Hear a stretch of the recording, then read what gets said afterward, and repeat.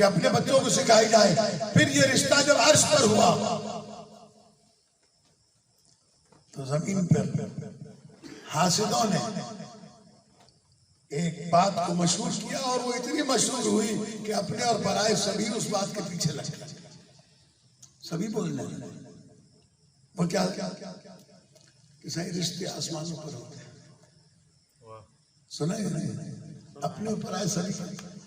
ہمارے استاد محترم حضرت آیت اللہ علامہ طالب ظہری علی اللہ مقاموں سے میں نے سنا اور یہ حقیقت بھی ہے. وہ کہا کرتے تھے کہ بھائی اگر رشتے آسمانوں پر ہوا کرتے تو زمین پر طلاقیں نہ ہوتی. یہ طلاقیں ہونا بتا رہا ہے کہ رشتے آسمان پر نہیں ہوئے. رشتہ آسمان پر ایک ہی ہوا ہے اور وہ علی و بطول کا ہے.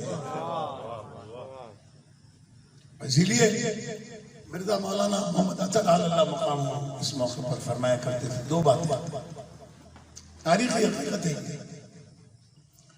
کہ شہزادی کے دو نکاح ہوئے. ایک آسمان پر ہوا جو جبرائیل نے اور خدا نے پڑھا. ایک زمین پر ہوا جو رسول خدا نے پڑھا. تو جو آسمان پر نکاح ہوا تھا اس کے نتیجے میں معصوم اولاد اللہ نے عطا کی فاطمہ کو. جو زمین پر عطا کی تھی اس سے سعادت عطا کی ہے فاطمہ کو. صلوات بھیج دے بابا نے بلند محمد والا.